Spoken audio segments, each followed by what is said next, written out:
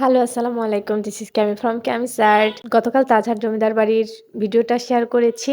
তো তাজহাট জমিদার বাড়ি থেকে ঘোরাফেরা শেষ করে আমরা 11:30টার দিকে আমাদের হোটেল রুমে চলে আসি। 12টার দিকে যেহেতু চেক আউটের সময় আছে, তো তার আগে আমাদের রেডি হয়ে নিতে হবে। সবকিছু গুছিয়ে এই তো আমরা এখন হোটেল থেকে বের হয়ে যাব। তো যেহেতু আমাদের ট্রেন আছে বিকেলের দিকে, তাই আমরা আমাদের ব্যাগগুলো রেখে দিব হোটেলের লবিতে। আর চেক আউটের যে ফর্মালিটিস গুলো আছে সেগুলোও সেরে নেব। পরবর্তীতে এসে যেন আমাদের কোনো ঝামেলা পোহাতে না হয়, শুধুমাত্র ব্যাগগুলো নিয়ে আমরা বের হয়ে যেতে পারি। তো হোটেলে ব্যাগগুলো রেখে আমরা চলে আসি কারুপণ্য যে শোরুম আছে সেখানে। তবে তার আগে গিয়েছিলাম কারুপণ্যের ফ্যাক্টরিতে। তবে আমাদের পারমিশন থাকা সত্ত্বেও শুক্রবারের কারণে বন্ধ ছিল, তাই আমরা আর ভেতরে প্রবেশ করতে পারিনি। তো সেখান থেকে আমরা আর কি কারুপণ্যের যে শোরুম ছিল সেখানে চলে আসি। এসে দেখি যে না, এটা ওপেন আছে। তো সেখানে কিছুক্ষণ ঘোরাফেরা করার পরে তাদের প্রোডাক্টগুলো দেখি। কারুপণ্যের শোরুমে কিছুক্ষণ সময় কাটিয়ে আমরা দুপুরের খাবার খাওয়ার জন্য বের হয়ে যাই। আশেপাশেই আর কি একটা বাংলা রেস্টুরেন্টে ঢুকে পড়ি। আমরা ঘোরাঘুরি করতে গেলে সবসময় বাংলা খাবারটাই প্রেফার করি। আমাদের ভালো লাগে, মানে শরীরটা ভালো লাগে আর কি। তো যার কারণে আর কি বাংলা খাবার খাওয়ার চেষ্টা করি সবসময়। তবে মজার বিষয় হচ্ছে সেদিনকে যে হোটেলটাতে খেয়েছিলাম সেখানে এই যে গরুর মাংসের কালাভুনাটা অর্ডার করেছিলাম, কিন্তু কালাভুনা যে কালো জিরা দিয়ে রান্না করা হয় আমার জানা ছিল না। সত্যি এর আগে কখনো খাইনি। মানে কালো ভুনা খেয়েছি অনেক জায়গায়, কিন্তু এরকম কালো জিরা দিয়ে কালো ভুনা না, কোথাও খাইনি। তো যাই হোক, খাওয়া-দাওয়া শেষ করে আরো অনেকটা টাইম ছিল। তো ভাবলাম যে কি করা যায়? তাই আপনাদের ভাইয়া বলল, "চলো চিড়িয়াখানা থেকে ঘুরে আসি।" বাচ্চাদের রেখে এসে আমরা যেন নিজেরাই বাচ্চা হয়ে গিয়েছি। তো যে কথা সেই কাজ, চলে আসি রংপুর চিড়িয়াখানাতে। এসেই তো এই যে ঢুকতেই বানরের সঙ্গে দেখা হয়ে গেল। তারপরে পাখি, এটা কি পাখি আমার জানা নাই। তবে চিড়িয়াখানাটা কেন জানি আমার খুব একটা পছন্দ হয় না কোনো সময়ই।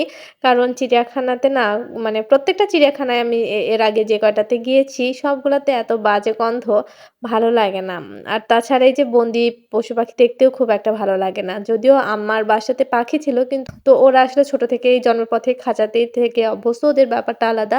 তবে এরা তো পুরোপুরি বন্য আর কি প্রাণী। তো এভাবে খাঁচায় বন্দি দেখতে আমার তেমন ভালো লাগে না। তো সবথেকে আকর্ষণীয় যেটা ছিল সেটা হচ্ছে বাঘ। এখানে বিশাল একটা বাঘ একদম পুরো খাঁচা জুড়ে আর কি সে ঘুরে বেড়াচ্ছে, রাউন্ড দিচ্ছে। মনে হচ্ছিল যে এটা তার রাউন্ড দেওয়ার সময়। তো আসলে এত বড় বাঘ না আমি এর আগে কোনো চিড়িয়াখানায় দেখিনি। সে কিন্তু একেবারে গর্জন করছিল। পাশের খাঁচাতে আরো একটা বাঘ ছিল, দেখে বোঝা যাচ্ছিল যে বাঘটা অসুস্থ। তো যার কারণে হয়তো আলাদা করে রাখা হয়েছে। আর বাঘের খাঁচার পাশেই ছিল সিংহের খাঁচা। তো সিংহগুলা একেবারে দুজন গায়ের সঙ্গে গা লাগিয়ে রোদ পোহাচ্ছিল। তো ওই কারণে আর কি ওদেরকে ঠিকমতো দেখতে পাচ্ছিলাম না। তারপরে আরো কিছুটা এগিয়ে যাই। যাওয়ার পরে এই তো পোড়ামুখী বানর না কি বলে ওইটা ছিল, সাপ ছিল। ওই তো চিড়িয়াখানাতে যা টুকটাক পশু-পাখি থাকে, খুব যে আহামরি কোনো পশু-পাখি আছে তেমন না। গন্ডারও দেখেছিলাম লাস্টের দিকে, তবে ভিডিও নেওয়া হয়নি। তো যাই হোক, চিড়িয়াখানায় কিছুক্ষণ ঘোরাঘুরি করার পরে আমরা হোটেল থেকে আমাদের লাগেজ নিয়ে সরাসরি চলে আসি রংপুর স্টেশনে। তবে একটা বিভাগীয় শহরের স্টেশন যে এরকম আসলে অগোছালো আর এত মানুষ ছিল সেদিনকে, একটু বসার জায়গাও ছিল না। এরকম কোলাহলপূর্ণ আর কি স্টেশন আমি এর আগে দেখিনি।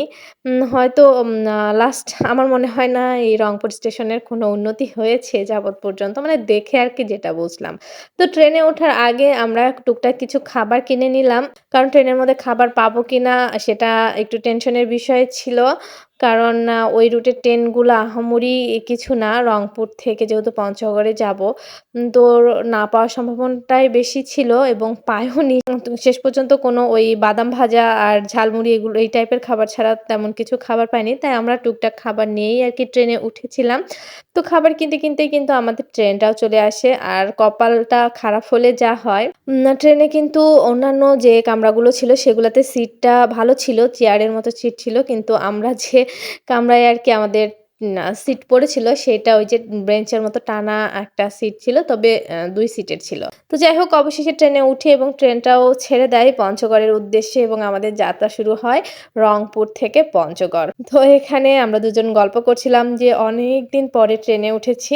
তাও আবার ২ জনে। সেই ইউনিভার্সিটিতে যখন পড়তাম সেই সময় আমার তো একমাত্র যাতায়াত পরিবহন ছিল ট্রেন।